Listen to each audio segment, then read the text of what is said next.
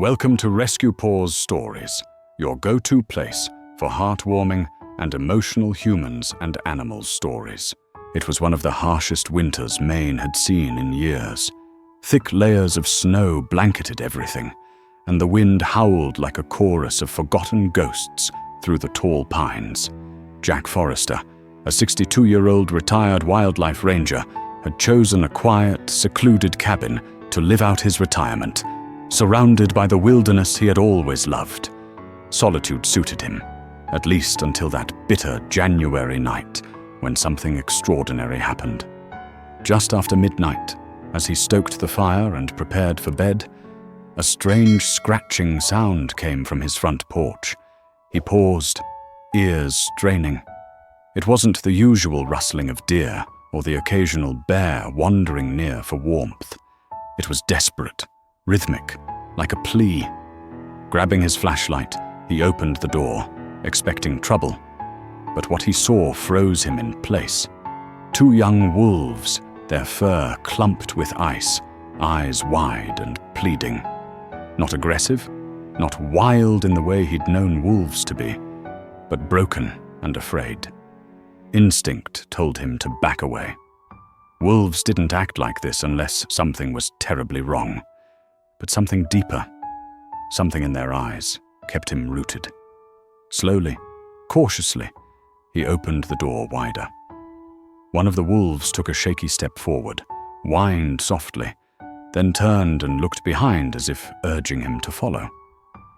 Jack hesitated for only a second before grabbing his coat and boots. He followed them into the dark woods, heart pounding, every breath a cloud of frost. The wolves led him down the trail and then into the trees, deeper than he'd been in years. Just when he began to doubt himself, they stopped in front of a collapsed wooden shed, half buried in snow. Beneath a plank, one of the wolves began to dig frantically. Jack knelt beside it, pushing snow and broken timber aside. That's when he heard it, a muffled whimper. Digging faster, his hands numb, he finally uncovered a small den. Inside were 4 tiny wolf pups, huddled together, barely alive. Their mother was nowhere in sight. Jack realized instantly that the 2 wolves who had led him here were barely older siblings, too young to care for the pups, but somehow smart enough to know they needed help. Carefully, he wrapped the pups in his coat and motioned for the others to follow him back to the cabin. Back at home, he started the fire roaring, set up a warm box near the hearth, and fed the pups warm milk through a makeshift bottle. The older wolves watched intently, but didn't try to interfere. They lay near the door, exhausted, but calm, as though they understood that, for now, this was the safest place they could be. Over the next few days, Jack tended to the pups, feeding them, warming them, and slowly nursing them back from the brink. He named the older wolves Ghost and Luna, and the pups Blaze, Snowy, Ember, and Flicker. Jack knew they couldn't stay forever, but he also knew the bond being formed was something sacred. What shocked Jack most wasn't just that the wolves had trusted him. It was the realization that they had known where to go.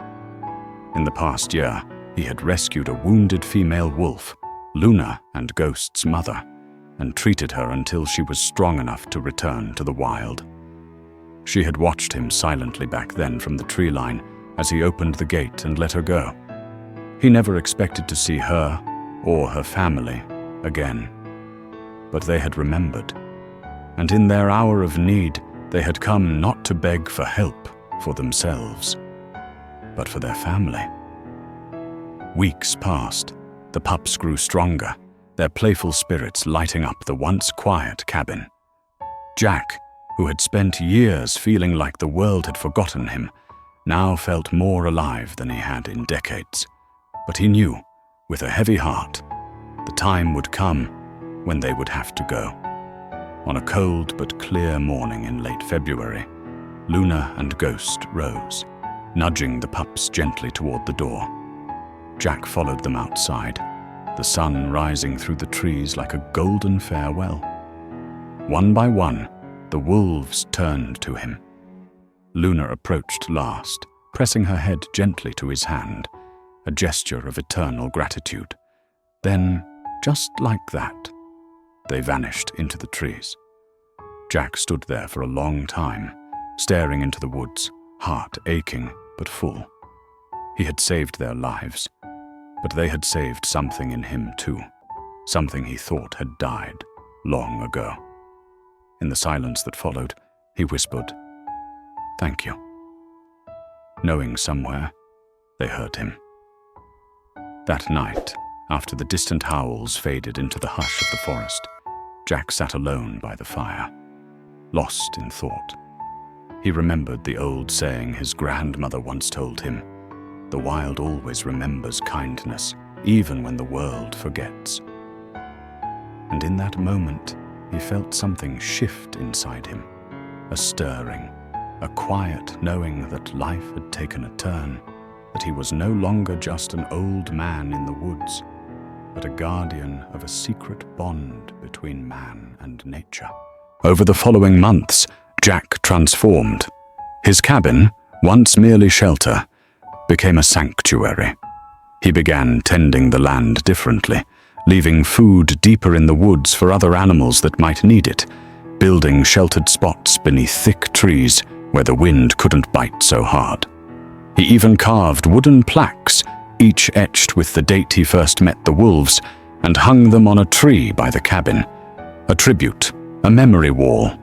Then, one day in late spring, as the sun stretched longer into the evenings, a letter arrived, tattered and rain-stained. It was from a woman named Carla Jennings, a wildlife biologist from a northern sanctuary. She had heard rumors from hunters about the old man who nursed a dying wolf pack back to life, and she wanted to visit. Jack hesitated at first. His connection with the wolves was personal, spiritual, but something told him this woman would understand. And when Carla finally arrived, trekking up the snowy path with mud-stained boots and eyes full of awe, Jack knew he had made the right choice. They spent days walking through the woods, Carla recording signs of the wolves, claw marks, half-buried bones, worn paths leading to clearings where the pups must have played. She listened intently to Jack's story, her eyes watering as he recounted each detail, the moment he saw them huddled and trembling, the first time the alpha licked his hand, the night they finally vanished. Then, something happened that neither of them expected. One early dawn, while Carla was checking her trail cameras, she spotted movement. Not far from the cabin, just at the edge of the woods, stood the alpha wolf, grown strong and proud, eyes fixed on Jack's porch. Behind him were the 3 pups, now nearly full-grown, their fur thick and healthy, their bodies muscular. They didn't approach, but they didn't flee either. It was as if they were saying, "Thank you," or "Goodbye." Carla slowly raised her camera, snapping photos with trembling fingers. Jack didn't move. He didn't speak. His eyes filled with tears as the wolves stood there, quiet as ghosts, before disappearing into the trees.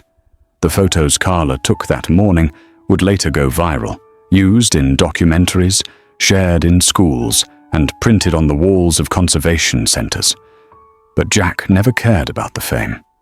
For him, the moment wasn't about attention. It was sacred. It was the culmination of a bond forged in snow, hunger, trust, and quiet acts of love. Years passed. Carla visited often, bringing supplies and stories. Jack aged but never grew bitter. And each winter, without fail, he lit that same lantern and placed it on the porch. And sometimes, late at night, he would swear he heard the soft crunch of paws on snow. A presence, a thank you, a reminder. Eventually, when Jack passed peacefully in his sleep, it was Carla who found him, smiling, his fire still glowing faintly. She buried him beneath the great pine tree where he had first met the wolves. On his grave, she placed a wooden plaque carved with his words. I answered a cry in the wild, and in doing so, found my soul. And for years afterward, the locals would whisper of wolves that came to visit that grave every winter, laying silent in the snow, eyes closed, as if mourning the man who had once saved them from death, and who had, in turn, been saved by their presence. Carla stood beside Jack's grave, long after the sun dipped below the treetops, her breath curling into the crisp mountain air. The wooden plaque he had once carved by hand caught the last golden rays of light. She knelt and ran her fingers gently over the words. I answered a cry in the wild, and in doing so, found my soul. Tears welled in her eyes, not from grief alone, but from reverence, gratitude, and something deeper. Jack hadn't just rescued a dying wolf pack. He had rekindled a bridge between species, a quiet miracle few ever witness in their lives. In the following weeks, Carla made a decision. Jack's cabin and the surrounding forest would not be forgotten. Using her connections at the wildlife sanctuary, she raised funds and petitioned to have the area designated as a protected conservation site. Within a year, the land became known officially as the Jack Halley Wildlife Refuge, a haven not only for wolves, but for all animals that sought safety, warmth, and dignity. Carla moved into the cabin. She didn't change much, just repaired the roof, updated the wood stove, and kept Jack's old rocking chair on the porch, where she often sat, bundled in a thick wool coat, watching the woods for any sign of the pack. One late autumn evening, after a fresh layer of snow had dusted the pines, Carla heard the unmistakable sound of low howls echoing through the valley. She stepped outside, lantern in hand, and scanned the tree line. From the shadows emerged a large, noble figure, the same alpha wolf who had once stared at Jack with fierce eyes, and later with something like love. But this time, he wasn't alone. Flanking him were 5 smaller wolves, young, alert, and cautious. Carla's heart skipped. These weren't the same pups Jack had helped raise. These were their offspring. The legacy had continued. A new generation of wild lives, born because one man had chosen compassion over fear. The alpha lowered his head slightly, a gesture Carla had seen wolves use only in rare moments of trust. She nodded and whispered, "He'd be proud of you." And so it became a quiet ritual. Every year when the first snow fell, the wolves would come. They never stayed long, never approached too close. But they came, always stopping by the grave, always leaving paw prints around the pine, as if paying homage to the man who once answered their call when the world turned its back. Word of the story spread beyond the town and even the country. Documentarians visited, artists painted the wolves, and school children read books inspired by Jack's life. But despite the growing fame, the forest remained untouched, sacred.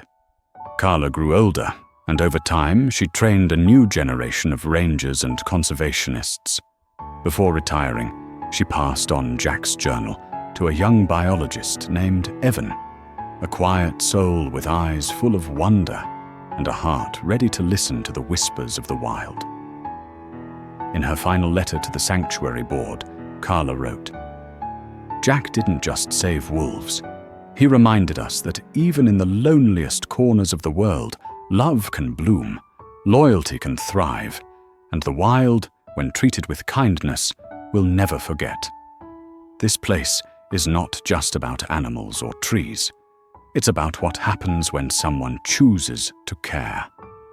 And so, beneath the great pine tree, in the heart of a snowy forest, the spirit of a man and the legacy of a rescued wolf pack lived on, not just in the footprints left in the snow each winter, but in the hearts of everyone who heard their story, and believed that even the coldest wild can be warmed by a single act of kindness.